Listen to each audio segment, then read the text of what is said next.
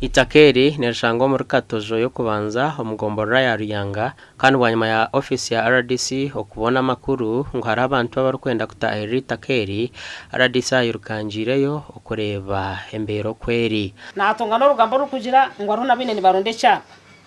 Itakeri yoha iriya president asa ko rukuru rugambo notekwa kwisha kushuma ha ground uhikeho urebe bari kugamba n'amazima ninga nebisho mwene cyane leta njire kubuza no konfaminga Itakeri rya president ririkire safe ninga abatire cyapa Hakim Mugisha wa kwasibo kurebera Itakeri na jangu inabebembezi abeyibere hekicweka ngo konka kwihabara umukwasa ririyo mu mikono mirungi okumanyangu ndike yateka omubasi 3 zone zabagire akemere yabuza nayemerera yanyitiniza kujya tutatumize mane kuyabenda kuyija tujye urukiko aperekana na muhangi bakumbuza barayikira bari kumanya amazina naga bahiraga barano nabandi ariko nakugira ekiteramo covid girita neno gundi murimo gunasigaza no confirminga is it true ngo bicyamana ari kungambira n'amazima ebe bipapuro mu state house birimo muri kunjenga hona kuna kushanga y'amazima ngo biriyo tinye murimo gwanje ndagwa kureke ece bana bagamba ngo umwana urutoke mutegereze form ejo form nereka ngo harimo banana plantation harimo imiti harimo n'umwana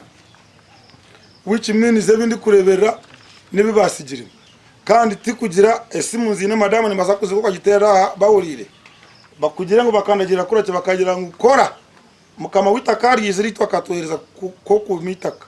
Hona batura becweke kibagambira RDC ngo nshonga z'Itakeri zizwanjire mu byo butegeki akuba kuno waza kubo twine kuneke eco kugamba eco bururu cyo kimwe cyo kurete buzima akubijereho empakije kurambura nyona ngani mangu narambure cyangake bakaterena ngo kimutwahirwa ya rugahangu ya maungu narya ki kandi kime banje bigizire batakanimbi ati birabiraho wakuzirinda gaga mbene urugambo rw'abaruyanga rukazamitima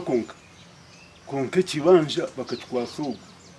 nangwe nukashanga ugo hari wije ugugo abandi bona namba kanisha rya konka kibanja nugo nangwa mani gone ugu nuwashitira mu mano ugu nuwatira mu mano nanya namuke nakungunchi mwaka konka kuyayikira nchiza mani Gasha kwa Ruth Nuwamanya